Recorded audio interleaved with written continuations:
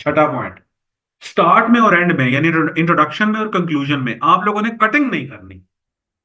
और ये कैसे आपकी जान छूटेगी इससे, कटिंग से? जब आप रफ इंट्रोडक्शन लिखोगे। और मैं तो बच्चों को स्टिमुलेट करता होता हूं कि रफ कंक्लूजन भी लिख लो पहले। देखने में शायद ये नामुनासिब बात है, सुनने में नामुनासिब बात है, लेकिन देखो बेटे, इसका फायदा ये होता है कि अगर आप एक रफ इंट्रोडक्शन लिख लेते हो पहले, रफ वर्क कर लेते हो, एक रफ आउटलाइन बना लेते हो पहले, आपके पास पूरा 1 घंटा मौजूद है होमवर्क करने के लिए। और ये मैंने प्रूव किया है आप लोगों के सामने कि 2 घंटे में आप 2400 वर्ड्स लिख सकते हो अगर धीरे धीरे भी लिखो तो।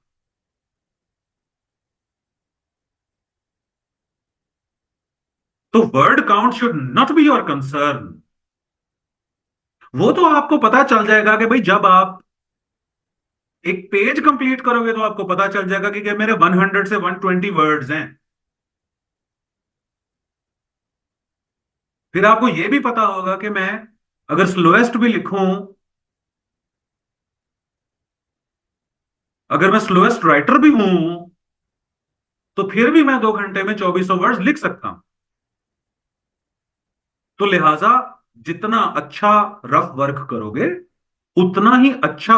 देखो रफ वर्क का फायदा क्या होता है, आपने एक रफ इंट्रोडक्शन लिख लिया, उसके अंदर हो सकता है ग्रामर की मिस्टेक आ रही हो सकता है कोई स्पेलिंग की मिस्टेक आ रही हो। अच्छा, ये हो सकता है कि आपने सब ठीक लिखा हो लेकिन आप कहो यार नहीं, इस लाइन को अगर मैं पहले ले आऊं तो बेहतर है, या इस लाइन के थोड़ा सा स्टाइल चेंज कर दूं तो बेहतर है, कुछ वर्ड चेंज करने का दिल करता है। तो पहले अपना लिखा हुआ खुद देखो, सेल्फ एग्जामिनर बनो, सेल्फ एग्जामिन करो।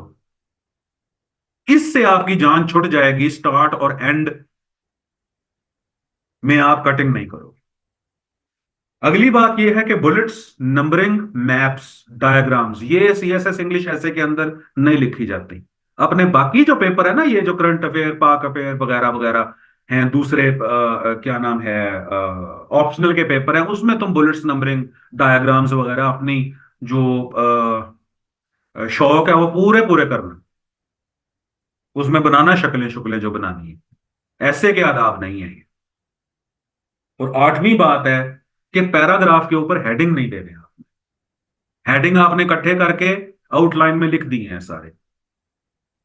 आउटलाइन असल में हेडिंग्स ही होती है जो हर पैराग्राफ के ऊपर आती है। तो हम करते क्या, आउटलाइन लिखने का मतलब ही होता है कि आपने पैराग्राफ के जो ऊपर हेडिंग लिखनी थी वो आपने उठाई और उनको इकट्ठा कर दिया, जिसको आप आउटलाइन कहते हो। तो ये बेटे 8 टैबूज हैं कि जो मैंने आपको बताए हैं, ये 8 ममनुआत हैं।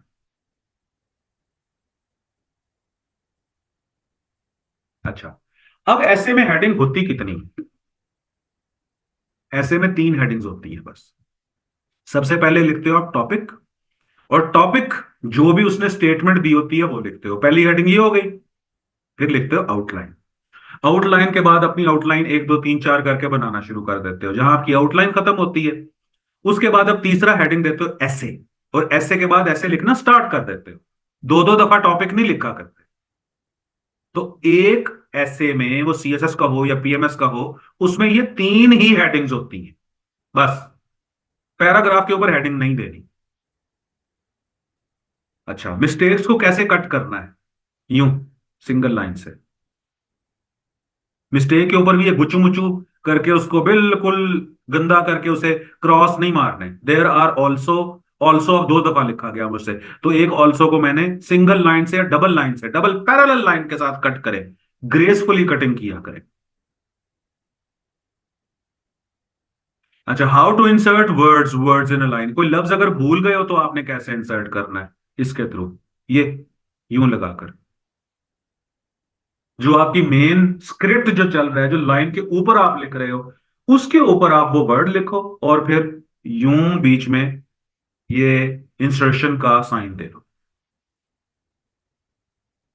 न्यू पैराग्राफ कहां से स्टार्ट करना है आपने? मिडल से। ये देखो, मिडल ऑफ द पेज, यहां से। Single tab, double tab, triple tab वगैरह नहीं होता है इसमें। मिडल से स्टार्ट करने का फायदा ये होगा कि आपकी हैंड राइटिंग छोटी है, मीडियम है या ह्यूज साइज की है, उसे फर्क नहीं पड़ेगा। यानी उस आपके एग्जामिनर को एक पैराग्राफ शुरू होता हुआ नजर आना चाहिए, बस। और जब आप मिडल ऑफ द पेज से शुरू करोगे नया पैराग्राफ, तो उसको, जब आप मिडल ऑफ द पेज से पैराग्राफ को स्टार्ट करोगे, तो आपके एग्जामिनर को समझ आ जाएगी कि यहां से पैराग्राफ नजर आ जाएगा कि ये पैराग्राफ स्टार्ट हुआ है नया। ये हो गई पहली बात। अब बच्चे मुझसे ये पूछते हैं कि सर, पैराग्राफ की लेंथ कितनी होनी चाहिए? Magnitude of the paragraph.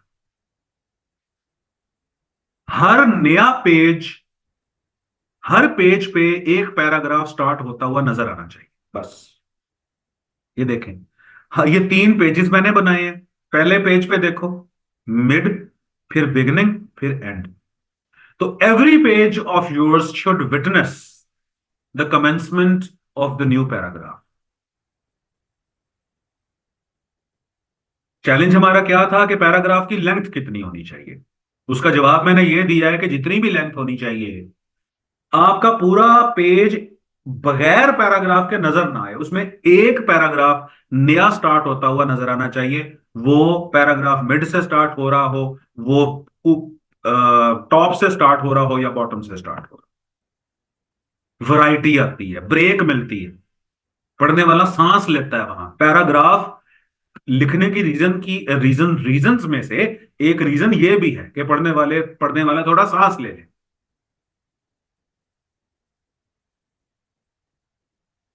अच्छा, अगली बात, मार्जिन्स जो हैं आपने वो लेफ्ट का ख्याल रखना है। राइट अगर ऊपर नीचे दाएं दाएं बाएं छोटे बड़े होते हैं तो उससे कोई फर्क नहीं पड़ता।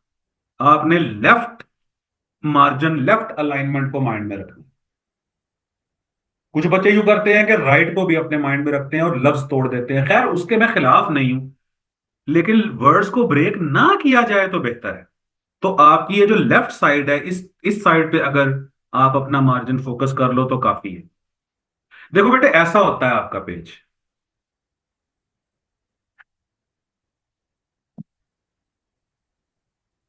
तो एक तरफ हाशिया लगा होता है। बाज बच्चे ये करते हैं कि फिर दो तरफ हाशिया लगा लेते हैं। ठीक है। तो आपने फिर वही बात मैं आपको बताऊं जो मैंने गुजारिश की है, वो क्या, कि आपने लेफ्ट अलाइनमेंट को, लेफ्ट मार्जिन को ध्यान में रखना है। राइट पे लाइंस छोटी बड़ी हो सकती है। ये इमेज फिर देख लो। अगली बात, अब आपने कोटेशंस देनी है तो उसके मार्जिन्स क्या होते हैं। अच्छा, और साइटेशन भी साथ देनी है। देखो जी, ये 2024 का एक ऐसे है, artificial intelligence colon the death of creativity. इसमें चंद एक लाइंस लिखी मैंने। Artificial intelligence has opened new chapters of creativity. It rights stories, compose music and stimulates newness in science and technology. It suggests, opines, advises, analyzes, and evaluates. Full stop. These merits enhance the possibilities of creativity. Topic में शिद्दत थी। Topic कह रहा था कि artificial intelligence तखलीकियत की मौत है। मैंने कहा कि ऐसा नहीं है, लेकिन मैंने दूसरा एस्पेक्ट भी बताया। On the other hand, if creators rely wholly and solely of artificial intelligence, the fear of killing genuine human creativity is not baseless. तो आर्टिफिशियल इंटेलिजेंस ने क्रिएटिविटी के चैनल्स खोल लिए हैं, लेकिन अगर क्रिएटिव आर्टिस्ट होली सोलली इसी के ऊपर बिलीव करना शुरू कर देते हैं, तो फिर ह्यूमन क्रिएटिविटी तो मर गई ना। तो यानी ये मेरा पहला पैराग्राफ है। बाद में मैं फिर एक्सप्लेन करूंगा कि आर्टिफिशियल इंटेलिजेंस ने किस तरह क्रिएटिविटी को एनहांस किया है, कैसे मदद की है क्रिएटिव आर्टिस्ट्स की, कैसे खुद चीजें क्रिएट की हैं। और फिर मैं रिबटल भी करूंगा कि किस तरह फिर आर्टिफिशियल इंटेलिजेंस को प्लेजरिज्म के लिए यूज किया गया है, किस तरह फेक नज़में लिखी गई हैं, फेक ऐसे स्टोरीज बुक्स छापी गई हैं। तो ये फिर आहिस्ता आहिस्ता इंसानी जहन को जंग लगेगा और उसकी मौत वाकई हो जाएगी। जिस तरह हमारा मैथ पुअर हो गया हुआ है, हमारा मैथ कैलकुलेटर ने पुअर किया है ना। तो हुजूर, जिस तरह कैलकुलेटर ने हमारा हमसे हमारी कैलकुलेशन छीन ली है, और हम छोटी सी भी कैलकुलेशन नहीं कर सकते खुद, और मोबाइल खोल के कैलकुलेटर का सहारा लेते हैं, तो फिर आर्टिफिशियल इंटेलिजेंस पे when you rely blindly, it means that human mind will rust, human mind will rust. तो ये मेरा स्टांस है। अच्छा, अब मैंने कोटेशन देनी है बीच में, यूं दूंगा जी मैं। लेफ्ट अलाइनमेंट मैंने यहां से रखी, और कोटेशन की जो अलाइनमेंट है वो आपने उसके बीच में रखी। लाइन एक ऊपर नीचे छोड़ना चाहते हो छोड़ दो, लेकिन मैं इसको इसकी फेवर नहीं करता, क्योंकि आपने इसके मार्जिन ही नैरो रखे हुए हैं, तो वो उसको नजर आएगी। अब कोटेशन मैंने बीच में क्या लिखी, success in creating AI would be the biggest event in human history, ये स्टीफन हॉकिंग ने बोला था, और ब्रैकेट में मैंने स्टीफन हॉकिंग लिख दिया। तो जब आपका पैराग्राफ चल रहा हो, या पैराग्राफ के मिड में, या पैराग्राफ की बिगिनिंग में आपके कोटेशन देते हो, तो उसकी ये मार्जिन होने चाहिए बेटे।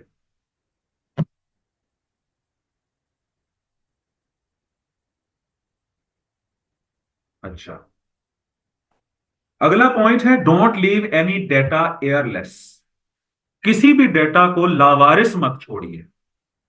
जब आप कोई कोटेशन लिखते हो ना, तो आपने जिस जर्नल से, जिस बंदे की, जिस बुक से वो कोटेशन ली है, उसका नाम लिख लो। ये मैं कोई इस वक्त आपको एमएलए या एपीए शिकागो फॉर्मेट वगैरह नहीं बता रहा, मैं तो बड़ी सादा सी बात बता रहा हूं कि भाई, जिस बंदे ने बात की है उसका नाम लिखो। ये ना कहो कि आ ग्रेट फिलोसोफर सेज दैट। तो आप यहां ब्रैकेट में स्टीफन हॉकिंग लिख सकते हो, या यहीं पर ये एंड में नहीं लिखना तो इधर लिख दो, it suggests, opines, advises, analyses and evaluates, Stephen Hawking says, और वो कह के और बाद में आप ये कोटेशन लिख दो। तो ये है कोटेशन लिखने का तरीका।